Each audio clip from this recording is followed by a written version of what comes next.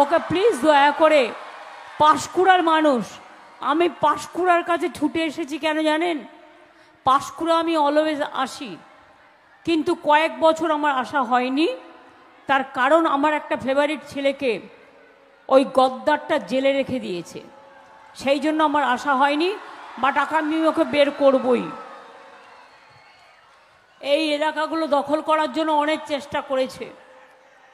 আমাদের এখানকার যিনি ফিরোজা বিবি, আমাদের যিনি এমএলএ আছেন, ওনার কিছু না হলেও 85 বছর বয়স হবে, 82-83, অনেক বয়স্কা, কিন্তু উনি নন্দীগ্রামের শহীদের মা। তাই শহীদের মা হিসেবে শহীদ সম্মান দেবার জন্য পাঁশকুড়ার মানুষ ওনার নাম প্রস্তাব করেছিলেন, তাই উনি জিতেছেন। উনি হয়তো সবসময় আপনাদের কাছে আসতে পারেন না, এই কারণে বয়সের ভারে, কিন্তু আমরা ওনাকে সম্মান করি শহীদের মা হিসেবে। তাই আপনাদের এখানটায় আমি দেবকে বলবো এবার থেকে ও যেন একটু, এই যেমন ও ঘাটালে খুব যায়, ডেবরায় খুব যায়, কেশপুরে খুব যায়, এবার থেকে, যেহেতু ফিরোজা বিবি আমাদের অনেক সম্মানীয়া, কিন্তু বয়স হয়ে যাওয়ার ফলে উনি পারছেন না, সেহেতু ওনাকে একটু সাহায্য করার জন্য দেবকে বলবো এই এলাকাটায় একটু বেশি করে সময় দেওয়ার জন্য। তাছাড়াও আমার দীর্ঘদিনের সহকর্মী ওই নন্দ, অসিত, এদের এখন ভাবছেন আজকে, আমি যখন থেকে ছাত্র যুব করছি তখন থেকে আছে নন্দ, অসিত, ওদিকে চিত্ত মাইতি, ওদিকে রাধাকান্ত মাইতি, ওদিকে জাইদুল ভাই, ওদিকে অজিত মাইতি,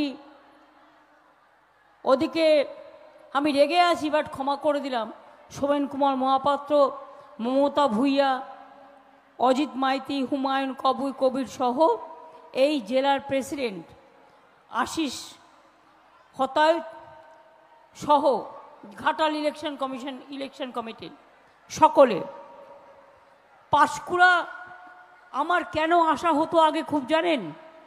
আপনাদের যে মসজিদটা একদম রাস্তার ওপরে ছিল, আর আগে রাস্তাটা এত চওড়া ছিল না, দুপাশে অনেক দোকান ছিল, দুপাশে অনেক বাড়ি ছিল। আমি আসলেই আমার এখানে একবার দাঁড়াতে হতো, আমি মেদিনীপুর ঢুকলেই আমায় দুটো দিকে দাঁড়াতে হতো। একটা, আমি যেখানেই থাকি, আমার ছেলেটি মারা গেছে জগদীশপুরের, জগদীশ বলে কেশিয়ারির, ওর মা একটা ছোট্ট টিফিন কৌটোয় করে কাজু বাদাম ভেজে আমার জন্য পাঠাতো। আর ও ঠিক আমি মেদিনীপুরে যেখানেই আসি না কেন, ও রাস্তায় ওটা নিয়ে দাঁড়িয়ে থাকতো। আর অসিত আর নন্দ, আর একজন ছিল সুগারে মারা গেছে, ওর নামটা কি যেন, প্রতাপ, নন্দীগ্রামের সময় ওরা আমাকে খুব হেল্প করেছে। এবং আমি যখনই এখান দিয়ে যেতাম, এরা আমার জন্য তেলে ভাজা আর মুড়ি নিয়ে দাঁড়িয়ে থাকতো, কারণ আমি মুড়ি তেলে ভাজাটা খেতে ভালোবাসতাম।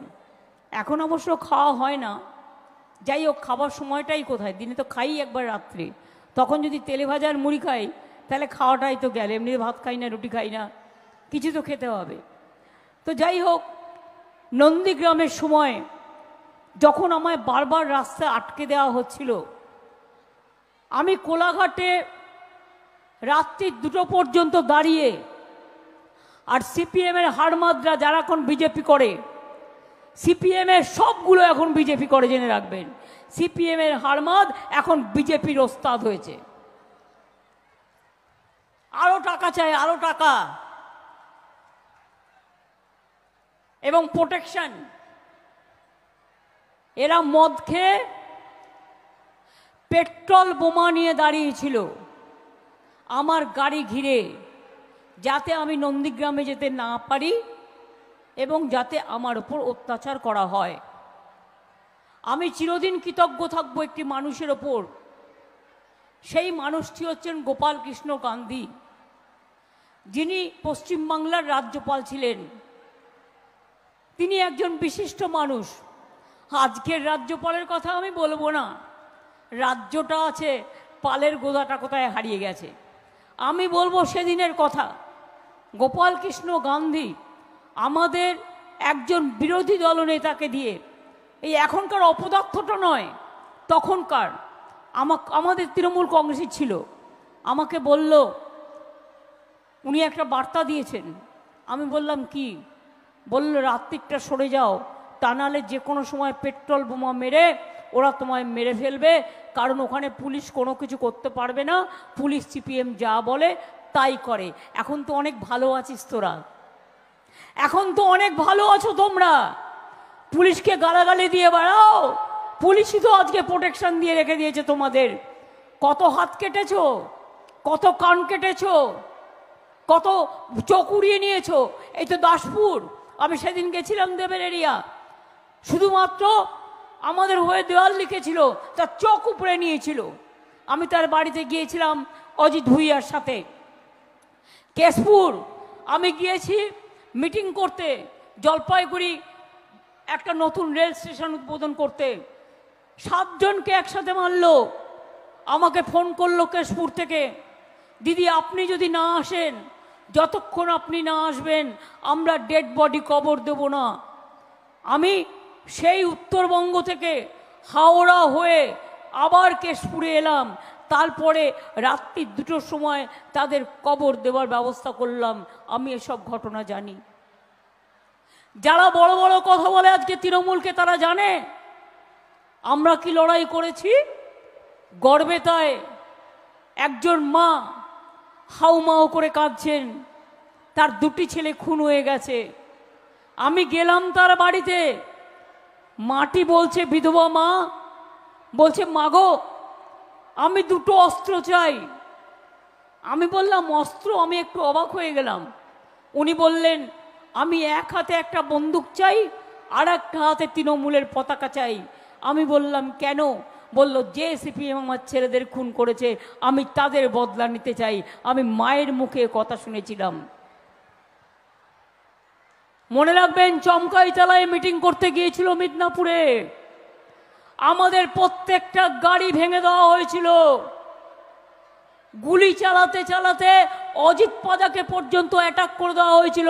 তখন আমি রেল মিনিস্টার ছিলাম, অজিত পাজা তখন মিনিস্টার ছিলেন। আমি নিতে গেলাম, গিয়ে দেখলাম গুলির বন্যা চলছে। আমি সামনে দাঁড়ালাম, দাঁড়িয়ে বললাম, এই কত গুলি আছে আমাকে ছোড়, অযোধ্যা চলে যান।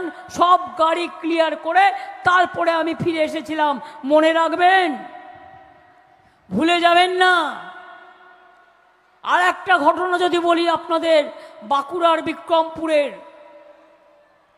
একটি পরিবার ছিল, তার 2 ছেলে কর্নেল কাজ করত আর্মিতে। বাড়িতে বেড়াতে এসছে মায়ের কাছে। এবার সন্ধ্যা ঘনিয়ে এসছে, হঠাৎ দেখে বাড়িটা অন্ধকার হয়ে গেল। এবার মা দেখছে একটা ছেলে মায়ের কোলে মাথা রেখে শুয়ে পড়ল। মা অন্ধকারে বুঝতে পারেনি যে ওর অনেকটাই তখন মুন্ডু কেটে দিয়েছে। ও অস্পষ্ট বলল, মা একটু পানি দেবে? মা বলল, তো হ্যাঁ বাবা আমি আনছি। পানি আনতে গেল, পানি আনতে এসে দেখে আধখানা করে রেখে দিয়েছে 2 ছেলেকে। তার আরেকটা ছিল, নাম ছিল সেলিম। সেই ছেলেটিকে আমি ভাইফোঁটা দিতাম, আমার কাছে আসতো। আমি এসব ঘটনা ভুলছি না। এসব দিকে ঝড় আসবার কথা আছে। আমার মিটিং চললেও আমার মিটিং শুনতে হবে তার কোনো মানে নেই। আমি সবাইকে বলবো, আগে জীবন রক্ষা করবেন। আমি 2-3টে কথা বলবো যাতে তাড়াতাড়ি আপনারা ফিরে যেতে পারেন। আর যদি বৃষ্টি ঝড়ের মধ্যে শুরু হয়ে যায়, নিজেরা শেল্টার নেবেন, গাছের তলে কখনো দাঁড়াবেন না, আর বিদ্যুতের পোলের তলে কখনো দাঁড়াবেন না। এটা দিল্লির ভোট। আমরা চাই আপনাদের একটা ভোটে আমাদের একটা এমপি জিতে, একটা একটা একটা করে আমরা যদি আমাদের সব এমপিকে জেতাতে পারি, তাহলে দিল্লিতে ইন্ডিয়া জোট যে সরকার গড়বে, আমরা সেই জোটকে আমরা সম্পূর্ণভাবে হেল্প করব। মোদি বাবুদের কোনো গ্যারেন্টি নেই। একবার বলল 15 লক্ষ টাকা দেবে, 1 পয়সাও গ্যারেন্টি নেই। No guarantee 420। এবারে সে বলছে জল দিচ্ছি বিনা পয়সায়, আমরা দিচ্ছি, ওরা দিচ্ছে না। No guarantee 420। আমরা বলেছিলাম রেশন দেবো বিনা পয়সায়, আমরা দিচ্ছি, মোদি দিচ্ছে না। No guarantee 420।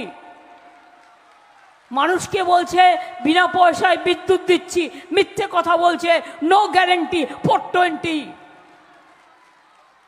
বলছে বিনা পয়সায় বিদ্যুৎ দিচ্ছি, দিচ্ছে। বিনা পয়সায় গ্যাস দিচ্ছি, দিচ্ছে। গ্যাস বেলুনের থেকেও বড় গ্যাস, যে মানুষ চোখে দেখতে পাচ্ছে না। সুতরাং এই যে মিথ্যাচারী, দুরাচারী, সন্দেশখালীর মেয়েদের নিয়ে কিভাবে চক্রান্ত করলো, তারপরে নেক্সট চক্রান্ত হচ্ছে দাঙ্গা করবার। আমি হিন্দু মুসলমান সবাইকে বলে যাই, মনে রাখবেন আমরা সবাই মানুষ, এবং মানবিকতার ধর্ম, একসাথে চলা, একসাথে কথা বলা। তাই আপনাদের আমি বলবো, আমরা সবাই মিলে যেন এক থাকি, একসাথে দুর্গাপুজো।